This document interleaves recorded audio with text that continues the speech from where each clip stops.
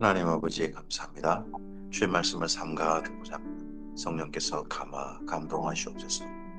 진리의 말씀을 주께서 원하시는 그대로 원목적 그대로 우리 가슴에 담을 수 있게 하셔서 이 말씀을 따라 주님의 뜻을 조금이나마 헤아리는 대로 이해하는 대로 공감하는 대로 우리를 인도하시옵소서. 그리고 주의 뜻을 받들어 주님께서 기대하시는 삶으로 향하게 하옵소서. 이 말씀을 따라 오늘도 하나님의 나라가 하늘에서 이루어진 것처럼 우리의 삶을 통하여 이루어지게 하시고 나타나게 하시고 꽃피우게 하시고 열매 맺게 하옵소서. 의지하오며 예수님 이름으로 기도합니다. 아멘. 오늘은 누가복음 15장에서 18장까지 말씀 함께 읽겠습니다. 누가복음 중 예수님의 공생의 사역에 예루살렘을 향해 올라가시는 길 그 가운데 예수님께서 말씀하시고 있는 부분입니다. 특별히 15장에서 18장까지 말씀은 우리에게 지금 익숙한 말씀도 많고 합니다. 근데 어, 행보를 많이 가기보다는 주로 대상들을 그 무리를 향하여서 바리새인을 향하여서 제자들을 향하여서 계속 말씀하고 계시는 그런 부분으로 이어지고 있습니다.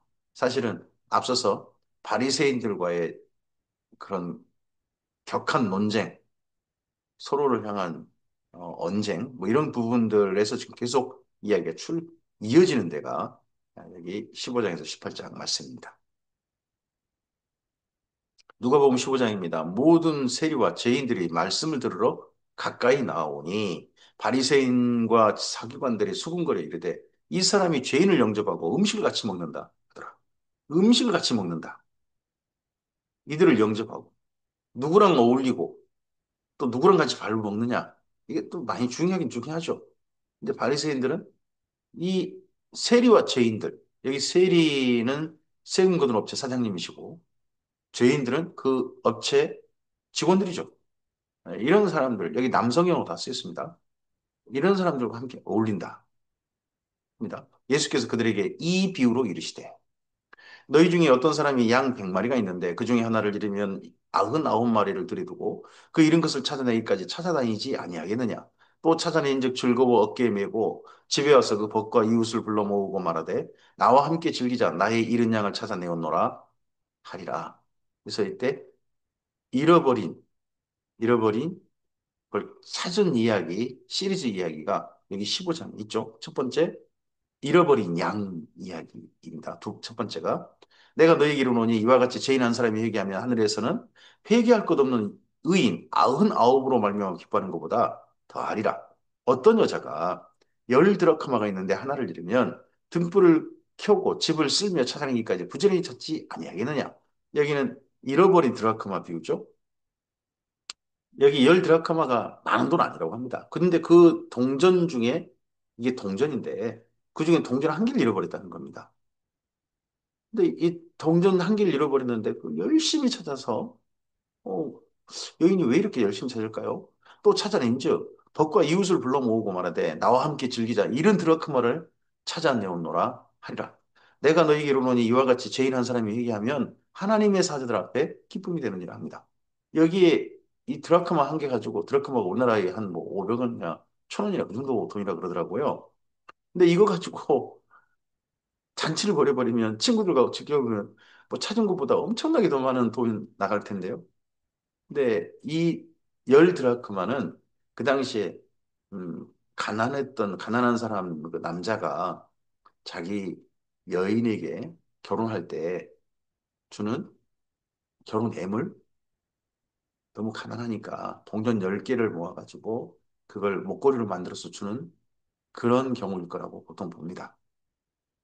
그러니까 동전 여기 한 개는 열 드라크마는 이 여인에게는 그냥이 아니라 더더구나 이 여인이 혼자인지도 모르겠는데 그러면 자기 남편인 거죠. 남편의 어떻게 이미 세상을 떠난 남편의 지금 이제 자기 곁에 있는 남편의 의미. 그래서 그 동전 한 개는 그냥 동전이 아닌 거죠. 그래서 이 동전 한 개를 찾았을 때 기뻐한다. 이 여인이 정말 자기 남편을 사랑한 그런 여인인 이었겠다고 짐작이 되죠. 또 이르시되 어떤 사람이 두 아들이 있는데 여기는 이제 보통 탕자의 비유 그렇게 말하기도 하죠. 근데 이게 계속 찾는 사람에게 초점이 있다면 양을 찾는 사람 그리고 또 동전 한 개 찾았던 여인 그리고 여기는 아들을 기다리는 아버지 아들을 찾은 아버지 이제 그렇게 비유도 제목을 붙일 수 있겠죠. 그 둘째가 아버지에게 말하되 아버지의 재산 중에 내게 돌아올 분깃을 내게 주소서 하느니라. 아버지가 그 살림을 각각 나누어 줬더니 이 둘째 아들 때문에 아버지가 재산을 첫째 아들한테 나눠준 거죠. 둘째가 나눠주고. 그러면 첫째 아들은 두 몫을 줬을 겁니다. 그리고 둘째 아들은 한 개만 줬겠죠. 이게 이스라엘 민족의 이제 재산 분배법이니까. 근데 이 둘째 아들이 참 아버지 속을 갖다가 뒤집어 놓은 거죠. 분깃을 달라면 아버지가 이게 유산이거든요. 돌아, 돌아가시고 나서 남은 거, 그 남겨주실 유산을 나한테 달라니까. 참 부모님한테 못할 짓이죠. 근데 이 아들이 이래가지고 그 후 며칠이 안 돼요. 둘째 아들이 재산을 다 모아가지고 재물을 다 모아가지고 먼 나라에 가 거기서 허랑방탕하여 그 재산을 낭비하더니 다 없앤 후 그 나라에 크게 흉년이 들어 그가 비로소 궁핍한지라 가서 그 나라 백성 중 한 사람에게 붙여 사니 그가 그를 둘러보내어 돼지를 치게 하였는데 그가 돼지 먹는 쥐염 열매로 배를 채우고 나되 주는 자가 없느냐. 여기 돼지 먹는 쥐염 열매 이 쥐염 열매는 그 다른 이름으로 메뚜기라고 불리는 그런 열매라고도 하더라고요. 그래서 세례 요한이 먹은 들판에서 먹었던 뭐 석청과 메뚜기인데 메뚜기가 실제 뭐 곤충 메뚜기일 수도 있죠. 근데 그렇지 않고 그 메뚜기라 불리는 열매, 여기 쥐염 열매 이거일 수도 있다라고 하는 주장도 많습니다. 근데 그 지엽 열매도 없었다는 거죠. 이에 스스로 돌이켜 이르되 내 아버지에게는 양식이 풍족한 품꾼이 얼마나 많은가 나는 여기서 줄여 죽는구나. 내가 일어나 아버지께 가서 이르기를 아버지 내가 하늘과 아버지께 죄를 지었사오니 지금부터는 아버지 아들의 일컬음을 감당하지 못하겠나이다. 나를 품꾼의 하나로 보소서 하리라 하고 이에 일어나서 아버지께로 돌아가니라. 아버지께로 돌아가니라. 형에게 돌아가니라 고향에게 돌아가니라가 아니라 아버지께로 돌아가니라. 아직도 거리가 먼데 아버지가 그를 보고 측은히 여겨 달려가 목을 안고 이을 맞춥니다. 그럼 거리가 먼데 아버지가 벌써 아들 알아본 거 아니에요. 또 그리고 먼 나라 아버지에게도 그 먼 나라에 자기 둘째 아들이 갔다는 소식이 들려진 것 같죠? 들렸으니까 계속 그 먼 나라를 향해서 아버지가 쳐다보고 쳐다보고 하다가 저 멀리서 온 사람이 오고 있는 한 사람이 둘째 아들인 거 알아본 거죠. 우리가 사랑하는 사람들은 저 멀리서 걸음다 할지라도 사람이 얼굴 같은 거 윤곽만 보여도 그 사람의 걷는 폼, 자세 이런 것만 봐도 쟤 우리 아들인데, 우리 딸인데, 내 남편인데, 내 아내인데, 우리 아버지인데 뭐 이런 게 보이잖아요. 여기 이 아버지도 윤곽만 보고 벌써 자기 아들 알아보고 와서 달려가서 목을 안고 입을 맞췄어요. 아들이 이르되 아버지 내가 하늘과 아버지께 죄를 지었사오니 지금부터는 아버지 아들의 일컬음을 감당하지 못하겠나이다. 하나 아들은 일을 해야 되죠. 아버지는 종들에게 이르되 가장 제일 좋은 옷을 내어다가 입히고 손에 가락지를 끼우고 발에 신을 신기라. 그리고 살진 송아지를 끌어다가 잡으라. 우리가 먹고 즐기자. 이 내 아들은 죽었다가 다시 살아났으며 내가 잃었다가 다시 얻으노라 하니 그들이 즐거워하더라. 그러니까 애국에 갈 때 쟤는 죽었다. 뭐 우리 하는 말로 호적에 이제 없다. 근데 아버지 마음에서 그 아들은 잃은 적이 없는 거죠. 늘 그쪽을 쳐다보고 있던 아들을 너무나 사랑했던 첫째 아들도 사랑했겠지만 세상에 아버지 그 가슴에 그냥 이 상처를 내고 집을 떠난 아버지 거 도둑으로 가지고 내 거다 해가지고 가져간 이 둘째도 사랑하셨던 아버지 그가 이렇게 즐거워하더라. 맏아들은 밭에 있다가 돌아와 집에 가까이 왔을 때 풍악과 춤추는 소리를 듣고 한 종을 불러 이 무슨 일인가 물은데 대답하되 당신의 동생이 돌아왔음에 당신의 아버지가 건강한 그를 다시 맞아들이게 됨으로 인하여 살진 송아지를 잡았나이다 하니 그가 노하여 들어가고자 하지 아니하거늘 아버지가 나와서 권한대. 아버지가 나왔어요. 첫째 아들한테 나왔어. 들어가자. 아버지께 대답하여 이르되 내가 여러 해 아버지를 섬겨 명을 어김이 없거늘 내게는 염소 새끼라도 주어 나와 내 벗으로 즐기게 하신 일이 없더니 아버지의 살림을 창기들과 함께 삼켜버린 이 아들이 돌아오매 이를 위하여 살진 송아지를 잡으셨나이다. 큰아들이요. 큰아들이 자기 동생 소식을 알고 있어요. 그 동생이 그리고 처지가 아주 비참하게 된 것도 알고 있었던 것 같죠. 근데 그 아들을 데리러 뭐 찾으러 간다든지 그런 적이 아들은 한 번도 없는 거죠. 쟤는 저러다가 죽어도 뭐 소위 말하는 이런 자세가 첫째 아들이었던 것 같죠. 그러자 아버지가 이르되 예 너는 나와 항상 너는 항상 나와 함께 있으니 내 것이 다 내 것이로다. 네 동생은 죽었다가 다 살아났으면 내가 이렇다가 얻었기로 우리가 기뻐하고 즐거워하고 기뻐하는 것이 마땅하다. 아니라 우리가 우리 아버지만 아니라 너도 같이 즐거워하고 기뻐하자. 우리 이게 마땅하다. 근데 이 큰아들은 우리 속에 들어가려고 하지 않죠. 우리 속에. 지금 여기 무슨 이야기 때문에 이렇게 온 겁니까? 예수님께서 예수님께서 세리와 죄인들과 어울리고 그들과 함께 밥을 먹는 것 때문에 이 바리새인들이 비난하는 것 때문에 이 세 가지 비유가 주어진 겁니다. 그럼 이 세 가지 비유 누구 들으라고 한 겁니까? 예수님께서. 이 바리새인들을 보고 들으라는 겁니다. 우리가 함께 기뻐하자. 이들이 돌아오는 것에 대해서. 세리와 죄인들은요, 예수님 당시 유대인들이, 이들은 비록 유대인이나 구원 없다. 세리와 이 세리 쪽에 일하는 사람들이나, 그리고 창녀들, 여자로서는 창녀들, 이런 사람들은 구원도 없다. 했던 대상이었습니다. 그러니까 죄인들인 거죠. 죄인 중에 유대인이나 죄인으로 취급받았던 사람들입니다. 구원 없는. 근데 그들이 돌아왔다는 거에 대해서 기뻐해야 된다. 그 속에 우리도 들어가야 된다. 당신들도 기뻐해야 된다. 바리새인 당신도 하는 말씀인 거죠.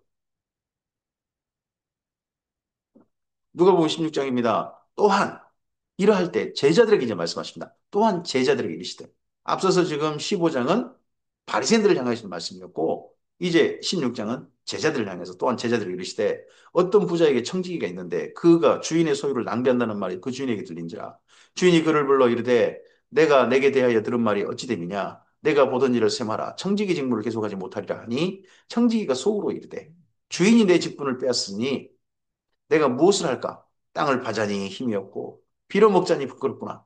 내가 할 일을 알았도다. 이렇게 하면 직분을 빼앗긴 후 사람들이 나를 자기 집으로 영접하리라 하고 주인에게 빚진 자를 일일이 불러다가 먼저 온 자에게 이르되 내가 내 주인에게 얼마를 빚졌느냐 말하되 기름 100마리니이다. 이르되 여기 내 증서를 가지고 빨리 앉아 50이라 쓰라 하고 또 다른 이에게 이르되 너는 얼마나 빚졌느냐 이르되 밀 100석이니이다. 이르되 여기 내 증서를 가지고 80이라 쓰라 하였는지라 주인이 이 옳지 않은 정직이가 참으로 옳지 않죠. 이 종이 이렇게 한 게 옳지 않은 청지기가 근데 이 일을 지혜롭게 했다. 자기한테 아주 유리하게 이 이후에 자기 이게 잘리고 난 다음에 그 다음에 그 일들을 위해서도 지혜롭게 했으므로 칭찬하였으니 이 세대의 아들들이 자기 시대에 있어서는 빛의 아들들보다 더 지혜로웁니다. 지금 예수님께서 그러면 이 세리와 죄인들이라 불리는 사람들과 함께 어울릴 때 바리새인들만 못마땅했을까요? 이 말씀을 봐서는 제자들도 못마땅히 했던 것 같아요. 왜 예수님이 이런 사람들과 어울리지? 그런 분위기였던 것 같아요. 그러니까 예수님께서 좀 우리가 지금 봐도 조금 이 비유를 왜 굳이 제자들에게 하시지? 하는 좀 납득이 좀 어려운 비유를 좀 쓰시잖아요. 나만 사실은 빚진 자들이 많은 겁니다. 우리 주변에. 그들의 빚을 보고 들춰내가지고 당신은 이런 죄 지었잖아. 당신은 이런 죄 지었잖아. 당신이 이렇게 잘못했잖아. 하는 게 주의 제자들의 자세가 아니어야 한다고 저는 말씀으로 저는 이해합니다. 세리와 죄인들 보고 저 죄인들하고 왜 어울리신대? 아니, 예수님께서는 제자들에게는 그들을 보고 좀 더 너그러운 시선으로 바라봐주고 함께 어울리는 그 이후 은퇴하더라도 그 이후 이들과 함께 어울리는 청지기이잖아요. 그런 것처럼 이들과 함께 앞으로 살아갈 것을 생각하는 그런 사람들이 제자들이 한다 하는 말씀으로 저는 이해합니다. 내가 너희에게 말하노니 불의의 제물로 친구를 사귀라. 그리하면 그 제물이 없어질 때에 그들이 너희를 영주할 처소로 영접하리라. 우리 삶 속에 우리 삶 속에 예수님을 만났습니다. 만나고 난 다음에 이제 우리 안에 너가 들어갈 겁니다. 우리 함께 어울릴 사람들. 그 사람들 속에는 죄인이라고 불리는 사람들이 있을 것입니다. 그런 사람들과 함께 어울려 가는 겁니다. 우리가 서로 나중에 영원히 거할 처소, 영주할 처소. 그곳에서 우리가 반가이 만나야 되지 않겠습니까? 이 땅에서 정말 서로 나중에 영주할 처소 거기에선 보지 못할 다시는 안 만나야 되겠다는 사람으로 살다가 거기서 실제 만나면 정말 얼마나 그러겠습니까? 지극히 작은 것에 충성된 자는 큰 것에 충성되고 지극히 작은 것에 불의한 자는 큰 것에도 불의하니라. 너희가 만일 불의한 재물에도 충성하지 아니하면 누가 참된 것으로 너희에게 맡기겠느냐? 너희가 만일 남의 것에 충성하지 아니하면 누가 너희 것을 너희에게 주겠느냐? 여기 충성해야 될 것들이 뭡니까? 이 죄인과 세리들 이 사람들에 대한 마치 그 바리새인처럼 자세를 가지고 우리는 거룩해. 저 사람들은 아이고 왜 저런 사람이 교회에 왔어? 이런 자세에 있어서는 안 된다는 거죠. 집 하인이 두 주인을 섬길 수 없나니 호기를 미워하고 저를 사랑하거나 호기를 중히 여기고 저를 경히 여길 것입니다. 너희는 하나님과 재물을 겸하여 섬길 수 없느니라. 또 이어서 하나님과 재물을 겸하여 섬길 수 없다라는 쪽으로 이야기를 이끌어갑니다. 바리새인들은 돈을 좋아하는 자들이라 이 모든 것을 듣고 비웃거늘 그러자 예수께서 이르셨습니다. 그럼 여기 이제 15절 말씀은 바리새인들을 향한 말씀이죠. 너희는 사람 앞에서 스스로 옳다 하는 자들이나 너희 마음을 하나님께서 아시나니 사람 중에 높임을 받는 그것은 하나님 앞에 미움을 받는 것이니라. 율법과 선지자는 요한의 때까지요. 그 후부터는 하나님의 나라의 복음이 전파되어 사람마다 그리로 침입하느니라. 그리로 적극적으로 들어온다는 거죠. 그러나 율법의 한 획이 떨어짐보다 천지가 없어짐이 쉬우리라. 무릇 자기 아내를 버리고 다른 데 장가드는 자도 가늠하며 무릇 버림당한 여자에게 장가드는 자도 가늠함이니라. 한 부자가 있어 자색 옷과 고운 베옷을 입고 날마다 호화롭게 즐기더라. 그런데 나사로라 이름만 한 거지가 헌데 투성이로 그의 대문 앞에 버려진 채라고 합니다. 여기 두 가지 이야기가 연거푸 이어집니다. 이거 재물을 좋아하는 이 사람들 가운데 갑자기 재혼 이야기를 합니다.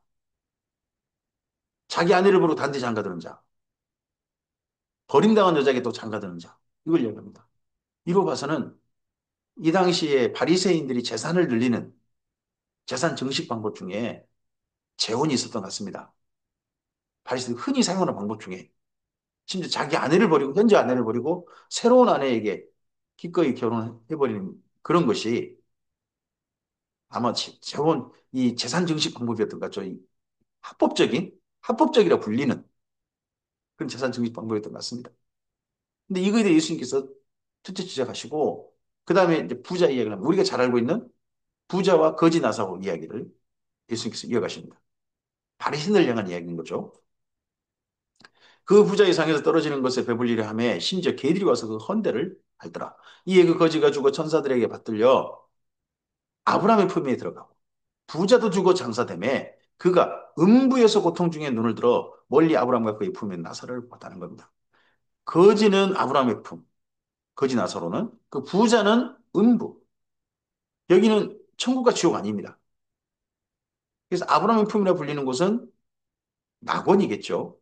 낙원. 그리고 음부는 또 지옥은 아직 아닙니다. 우리가 죽으면 바로 지옥 가고 바로 천국 가느냐? 그건 아닌 것 같습니다. 나중에 천국과 지옥은 예수님처럼 몸마저 영원히 사는 몸으로 변화된 상태로 그렇게 가는 곳이 새하늘 새 땅의 새 예루살렘 성이고 그리고 불타는 불못 그런 곳이지 않나 싶습니다. 근데 지금은 여기 낙원과 음부, 여기에 사람들이 존재하는 걸로 보이죠. 죽고 난 다음에는. 불러 이르되 아버지 아브라함이여 나를 긍휼히 여기사 나사로를 보내 그 손가락 끝에 물을 찍어 내 혀를 서늘하게 하소서. 내가 이 불꽃 가운데서 괴로워하나이다. 이 음부에 있는 부자가요. 나사로를 알아봐요. 그리고 이 음부가 어느 정도냐?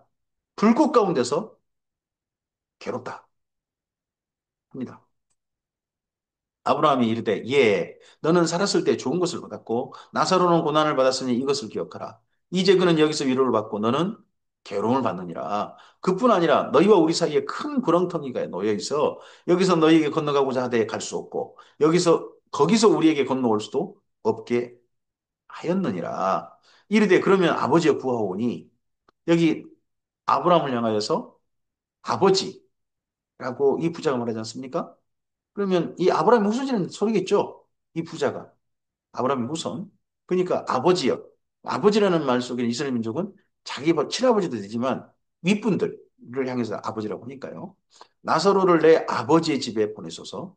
내 형제 다섯이 있으니 그들에게 증언하게 하여 그들로 이 고통받는 곳에 오지 않게 하소서. 아브라함이 이르되 그들에게 모세와 선지자들이 있으니 그들에게 들을지니라. 이르되 그렇지 아니하니이다. 아버지 아브라함이여 만일 죽은 자에게서 그들이 가는 자가 있으면 회개하리이다. 회개한다는 거죠, 자기 형제들이. 그리고 이곳에 오지 않아야 한다는 거죠, 음부에. 이르되 모세와 선지자들에게 듣지 아니하면 비록 죽은 자 가운데 살아나는 자가 있을지라도 권한을 받지 아니하리라 하였다 하십니다. 자, 이 부자들에게 아니 부자를 꿈꾸는 이 바리새인들한테 예수님께서 이 부자와 거지 나서로 이야기를 하시는 건 뭡니까? 이 땅 가운데서 부를 추구해가지고 결혼 제도도 엉망으로 사실 자기들은 합법적으로 하지만 결혼 제도도 자기 부를 위해서 이용해 먹고 그리고 그렇게 부를 떵떵거리고 살았던 그 사람들이 천국 가느냐? 예수님은 지금 아니라 그러시는 겁니다. 도리어 이 가난하게 산 거지 나사로 이 사람이 아브라함 품에 안기고 하나님께 안기게 될 것이다. 그리고 그런 말씀이 어디에 쓰여 있느냐? 구약 성경의 율법과 선지자에 모세와 선지자에 거기 글이 들어있다는 겁니다. 그 말씀을 통해서 모세와 선지자, 모세 오경과 그 선지자의 글들 이런 걸 통해서 바로 깨닫고 삶을 바로 고치지 않으면 하나님께 올 수 없다는 겁니다. 이게 하나님의 전도법입니다. 오늘 우리에게 주의 말씀이 우리의 삶을 바르게 걸어가게 하는 깨닫게 하는 하나님의 우리 인생 지침서가 되었으면 좋겠습니다. 주의 말씀을 통해서 우리가 바른 깨닫고 내 길을 바르게 했으면 좋겠습니다. 누가복음 17장입니다. 예수께서 제자들에게 이르시되 이렇게 하는 것이 그 다음 또 제자들에게 또 말씀하셨습니다. 제자들에게 이르시되 실족하게 하는 것이 없을 수는 없으나 그렇게 하게 하는 자에게는 바로다. 제자들도 지금 여기 어, 예수님께서 세리와 죄인들 이거 보다 보니까 못마땅해 하고 막 그러지 않습니까? 교회 안에 서로 이게 못마땅해 보고 못마땅해 보는 것 때문에 실족하게 할 수 있습니다. 실족하게 하는 것이 없을 수는 없으나 실족하게 하는 자에게는 바로다. 그가 이 작은 자 중에 하나를 실족하게 할진대 차라리 연자맷돌이 그 목에 매여 바다에 던져지는 것이 나으리라. 너희는 스스로 조심하라. 만일 내 형제가 죄를 범하거든 경고하고 회개하거든 용서하라.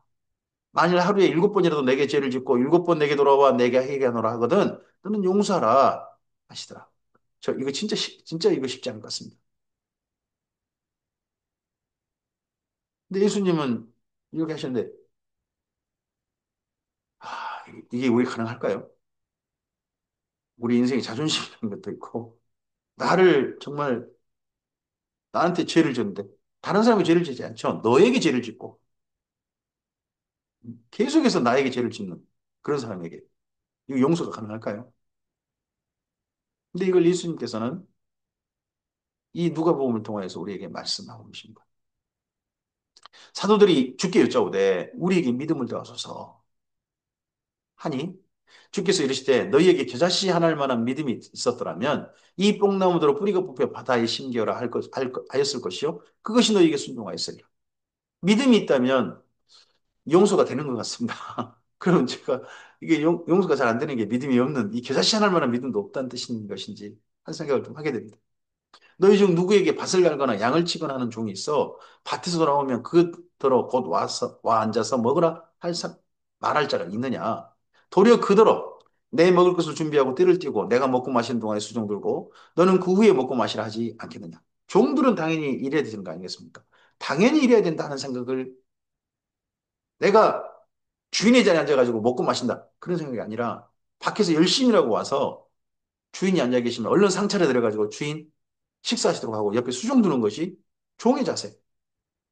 이게 성도들이 성도들을 서로 바라보는 자세야 한다는 거 아니겠습니까? 심지어 이 죄인들과 세리와 죄인들, 그런 사람들 향해서도 이런 자세를 가지고 대해야 된다 하는 거 아니겠습니까? 또 명한 대로 하였다고 종에게 감사하겠느냐? 이와 같이 너희도 명령받은 것을 다 행한 후에 이르기를 우리는 무익한 종이라 우리가 하여야 할 일을 한 것뿐이라 할지니라. 이게 사람들을 한쪽 편애하지 않고 못마땅해 하지 않고 실족해 하지 않고 서로를 이해하여서 또 나중에 정말 하나님 나라에서 함께 볼 사람으로 서로를 대해주는 것. 영주할 곳에 함께 볼 사람으로 서로를 대해주는 것. 이것이 우리가 마땅히 해야 될 일이라는 겁니다. 이거 잘한 일 정도가 아니라 우리가 마땅히 해야 될 일이었다 하고 고백하는 삶이 우리의 삶이 된다는 거죠. 예수께서 예루살렘으로 가실 때 다시 표현 나옵니다. 누가복음이라든지 마태복음, 마가복음 지속적으로 표현 나옵니다. 예수께서 결심하시고 예루살렘으로 가셨다. 예수님께서 예루살렘으로 가실 때 예수님이 딴 방향으로 가지 않습니다. 오직 예루살렘을 향하여서 특히 가이사랴 빌립보 신앙 고백 이후 성경이 예수님을 예루살렘을 향하여 십자가에 죽으시기 위해서 가는 그 걸음을 사마리아와 갈릴리 사이로 지나가시다가 한 마을에 들어가니 나병 환자 10명이 예수를 만나 멀리 서서 소리를 높여 이르되 예수 선생님이여 우리를 불쌍히 여기소서 하거늘 보시고 이르시되 가서 제사장들에게 너희 몸을 보이라 하셨더니 그들이 가다가 깨끗함을 받은지라. 나병이 이 나병이 어떻게 나왔는지 어떻게 깨끗함 받았는지 모습이 어떻게 뭐가 달라졌는지 아니면 일그러지고 나병이 이제 걸리게 되면 일부 몸이 아예 없어져 버리고 막 그렇게 되죠. 그런 상태에서 병만 깨끗해졌다는 뜻인지 아니면 그 몸마저도 회복된 뜻인지는 잘 모르겠어요. 다만 근데 이렇게 표현되어 있죠. 깨끗함을 받은지라. 몸이 회복됐다는 뜻은 아닌 것처럼 또 보이기도 합니다. 그 중에 한 사람이 자기가 나은 것을 보고 큰 소리로 하나님께 영광을 돌리며 돌아와 예수의 발 아래에 엎드려 감사하니 그는 사마리아 사람이라. 갈릴리와 사마리아 사이로 지나가시다가 만난 이 나병 환자들 10명. 이들은 함께 있는 게 보이죠?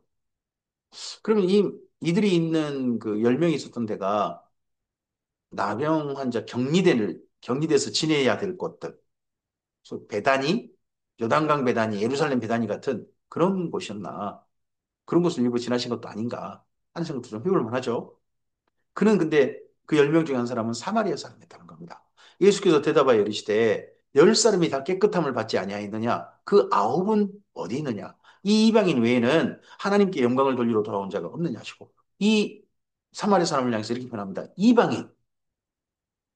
사마리아 사람은 유대인이 아닌 겁니다. 이방인.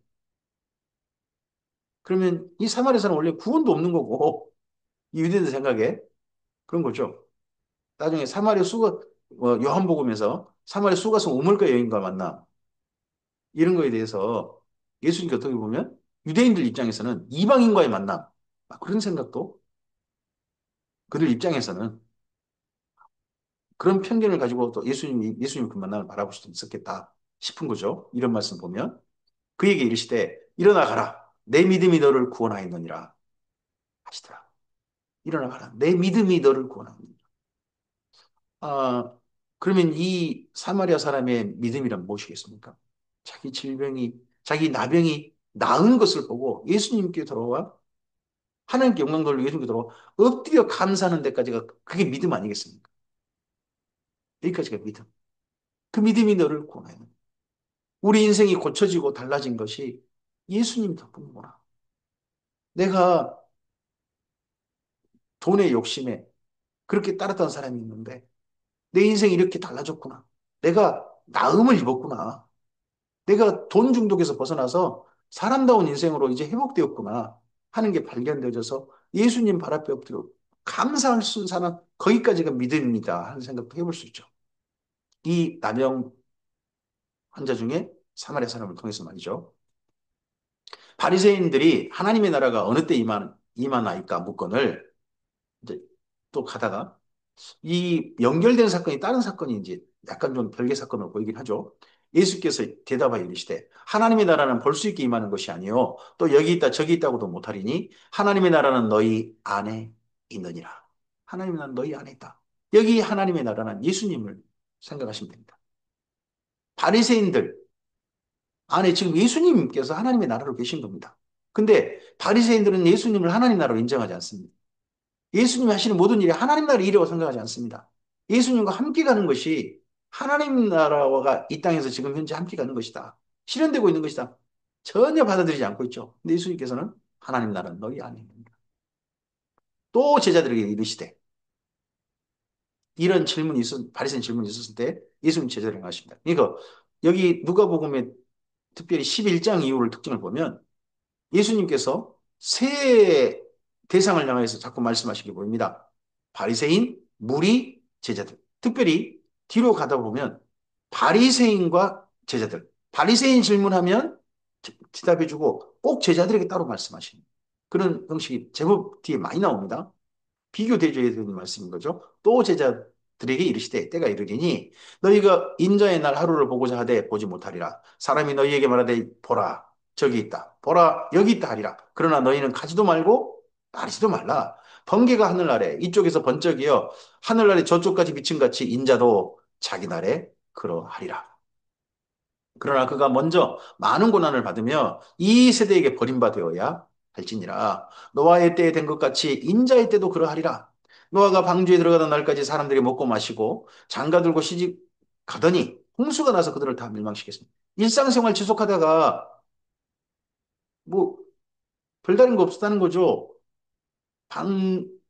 노아 홍수 터지는 그날까지 계속 자기 생활을 하다가 멸망을 당했다는 거죠. 이 땅에 딴 나라가 전쟁이 있건 자연재해가 있건 우리는 계속 밥 먹고 직장 다니고 사람들과 만나고 이러고 계속 하고 있잖아요. 그러다가 어느 날 전 지구, 온 세상의 멸망이 앞으로 오겠죠. 성경 말씀대로. 또 롯의 때와 같으리니 사람들이 먹고 마시고 사고 팔고 심고 집을 짓더니 롯이 소돔에서 나가던 날에 하늘로부터 불과 유황이 비롯하여 그들을 멸망시켰느니라. 자, 이 말씀들이 어디에서 있습니까? 하늘나라의 표징을 달라고 하는 바리새인들의 질문 때문에 제자들에게 하신 말씀입니다.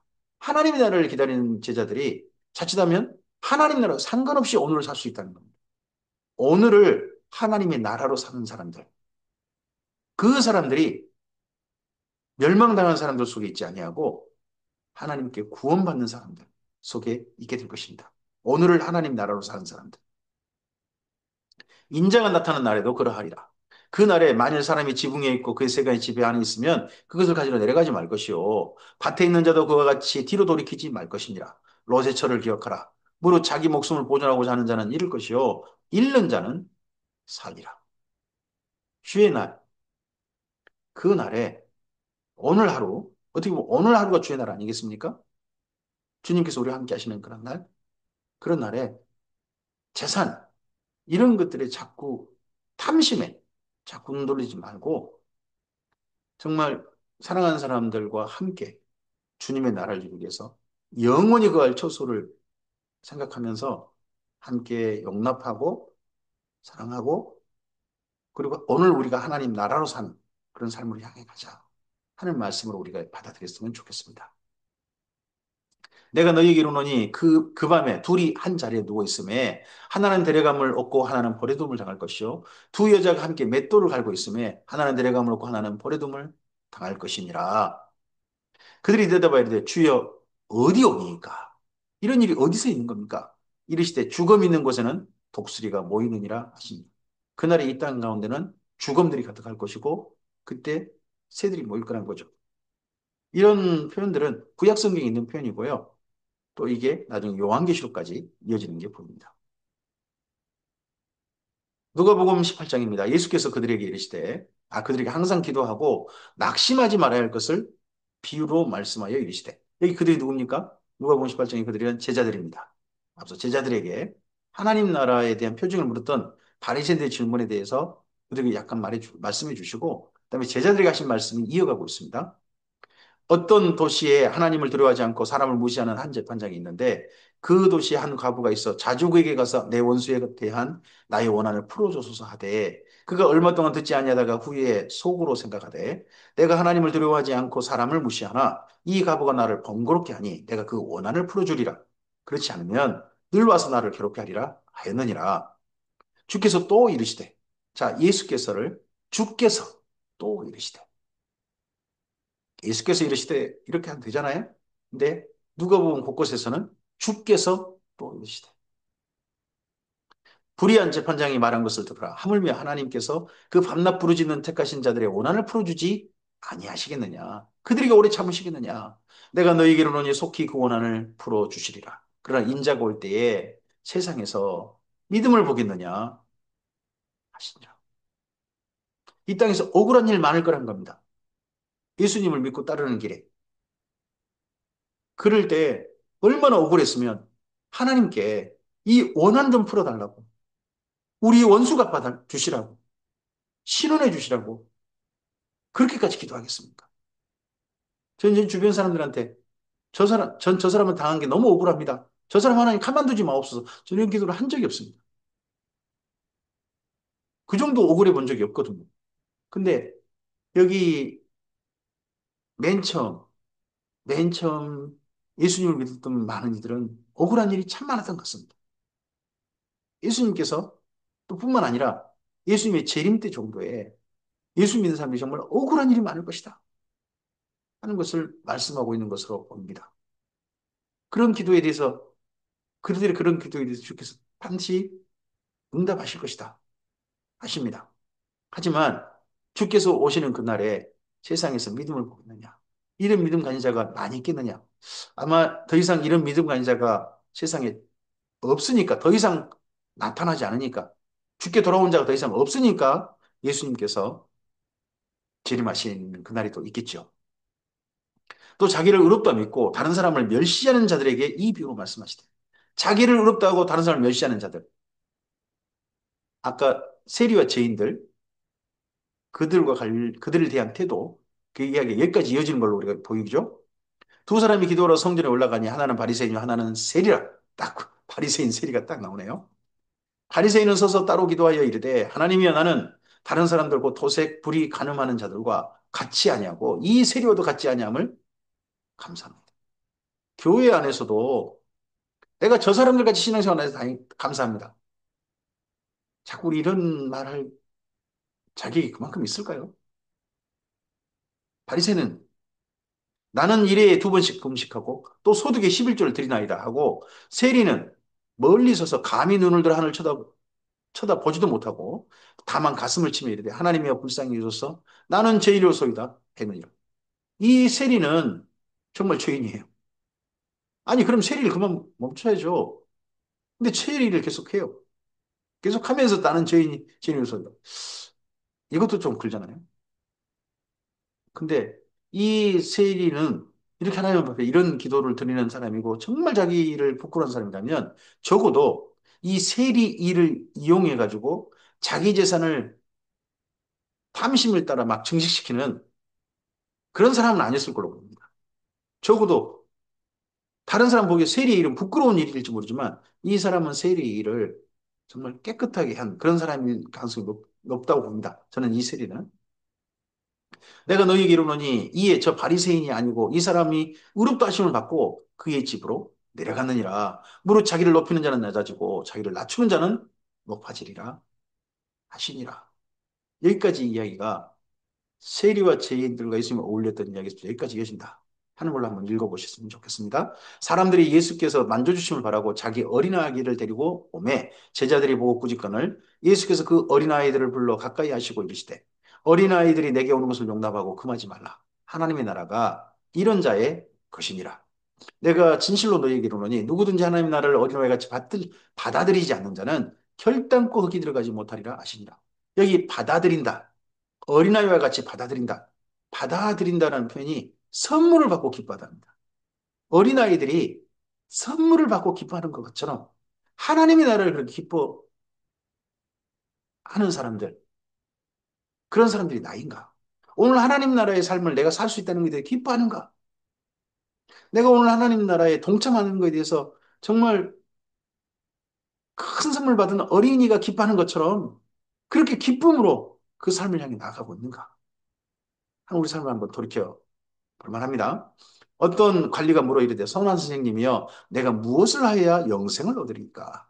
이거 다른 데에서는 청년이라고 돼 있죠. 여기는 관리라고 말하고 있습니다. 예수께서 이르시되 내가 어찌하여 나를 선하다 일컫느냐 하나님 한 분 외에는 선한 이가 없느니라. 내가 계명을 안 하니 간음하지 말라 살인하지 말라 도둑질하지 말라 거짓 증언하지 말라 내 부모를 공경하라 하였느니라. 여짜오되 이것은 내가 어려서부터 지켰나 다 지켰나이다. 어려서부터 다 지켰나이다. 예수께서 이 말을 들으시고 이르시되 내게 아직도 한 가지 부족한 것이 있으니 내게 있는 것을 다 팔아 가난한 자들에게 나눠주라. 그리하면 하늘에서 내게 보호가 있으리라. 그리고 와서 나를 따르라 하시니 이 관리에게 나눠줘라. 너 재산 다 나눠줘라. 가난한 자들에게. 그리고 영생을 얻고자 하느냐? 그럼 나를 따르라. 그럼 관리직도 사임해야 되잖아요. 하시니 그 사람이 큰 부자이므로 이 말씀을 듣고 심히 근심하더라. 근심하더라고 한 다음에 그 다음에 이 사람이 예수님 따랐느냐 그런 말 전혀 없잖아요. 바리새인처럼 돈을 좋아하는 사람들, 탐심을 향한 사람들, 예수님을 믿어도 자꾸 그쪽에 치우친 사람들, 그들은 결국 영생을 그렇게 사모하나 영생을 못 얻을 가능성도 상당히 높다고 봅니다. 예수께서 그를 보시고 이르시되 재물이 있는 자는 하나님 나라에 들어가기가 얼마나 어려운지 낙타가 바늘기로 들어가는 것이 부자가 하나님 나라에 들어가는 것보다 쉬우니라 하시니 듣는 자들이 이르되 그런즉 누가 구원을 얻을 수 있나이까? 이런 사람들이 구원 못 받는다면 그 누가 구원을 얻는단 말입니까? 어려서부터 율법을 다 지켰고 그리고 관리라는 좋은 직장을 가지고 있고 큰 부자입니다. 이 사람이 부자고 이렇게 관리직이 좋은 직장 가지고 있는 것이 다 율법을 잘 지켜서 하나님이 주신 표징 아니겠습니까? 구원의 확증 아니겠습니까? 이런 생각을 가진 게 이쪽이 많았다는 뜻 아니겠습니까? 유대인 중에. 그러니까 이 사람은 반드시 구원 받을 것이다. 근데 예수님은 그 사람이 구원 못 받는 쪽으로 이해가시니까 사람들이 다 놀란 거죠. 이르시되 무릇 사람이 할 수 없는 것을 하나님은 하실 수 있느니라. 베드로가 여짜오되 보옵소서 우리가 우리 것을 다 버리고 주를 따랐나이다. 제자들은 그러했죠.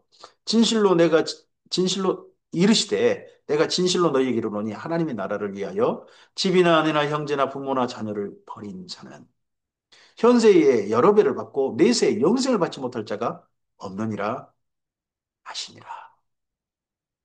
예수께서 열두 제자를 데리시고 이르시되 보라 우리가 예루살렘에 올라가노니 선제들을 통하여 기록된 모든 것이 인자에게 응하리라.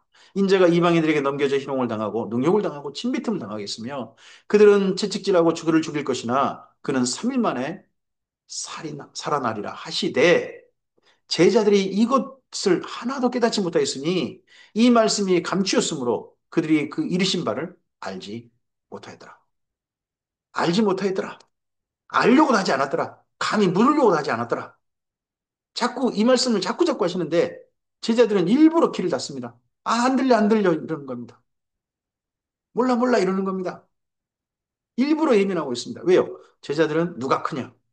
예수님이 가시면 다윗의 나라가 이루어지고 이스라엘 왕국이 이루어지고 그럼 거기에 우리가 개국공신 된다. 이런 생각을 가지고 있기 때문에 예수님 이런 말씀이 지금 드러내놓고 하신 말씀인데 들으려고 하지 않는 겁니다.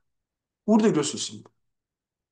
성경 말씀을 내가 원하는 말씀만 들으려고 하면 정말 들어야 할 말씀에 대해서 우리 외면해 버릴 수 있습니다. 그 사람은 곤란할 수 있습니다. 여리고에 가까이 가셨을 때에 한 맹인이 길가에 앉아 구걸하다가 무리가 지나감을 듣고 이 무슨 일이냐 물은데 그들이 나사렛 예수께서 지나가신다 하니 맹인이 외쳐 이르되 다윗 자손 예수여 나를 불쌍히 여소서 하거늘 앞서가는 자들이 그를 꾸짖어 잠잠하라 하되 그가 더욱 크게 소리질러 다윗 자손이여 나를 불쌍히 여소서 하는지라 예수께서 머물러 서서 명하여 데려오라 하셨더니 그가 가까이 오매 물어 이르시되 내게 무엇을 하여 주기를 원하느냐 이르되 주여 보기를 원하나이다 예수께서 그에게 이르시되 보라 내 믿음이 너를 구원하였느니라 하심에 곧 보게 되어 하나님께 영광을 돌리며 예수를 따르니 백성이 다 이를 보고 하나님을 찬양하니라. 예수님께서 예루살렘을 향해 가시는 걸음에 이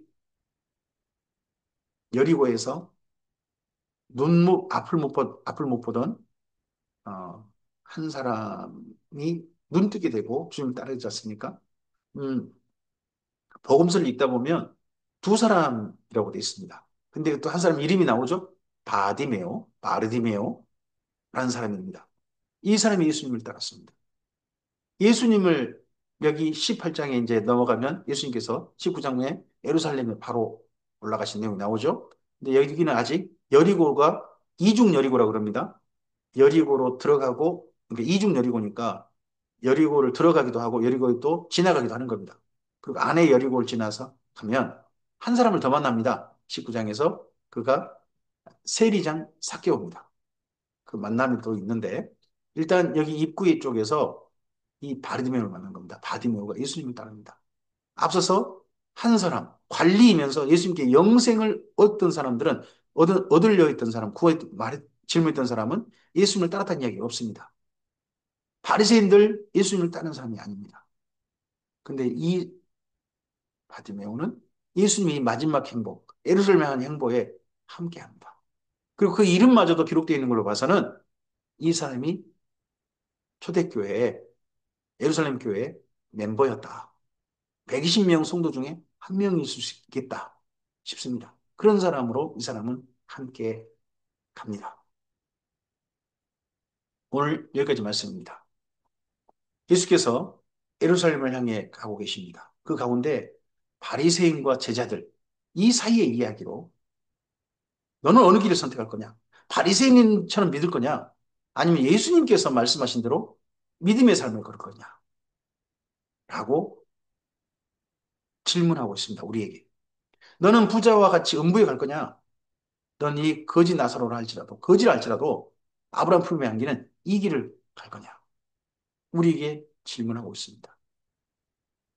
주께서 하신 말씀이 오늘 우리의 삶을 다시 한번 돌이켜 봤으면, 보게 했으면 좋겠습니다.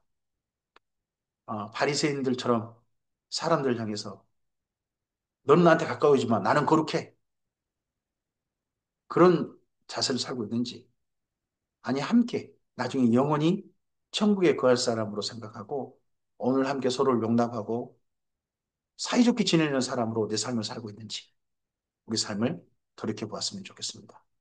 주의 선하신 은혜가 이 말씀을 따라 우리의 삶을 새롭게 하고 하나님 나라를 오늘 이루는 삶으로 우리 모두 다 살았으면 좋겠습니다.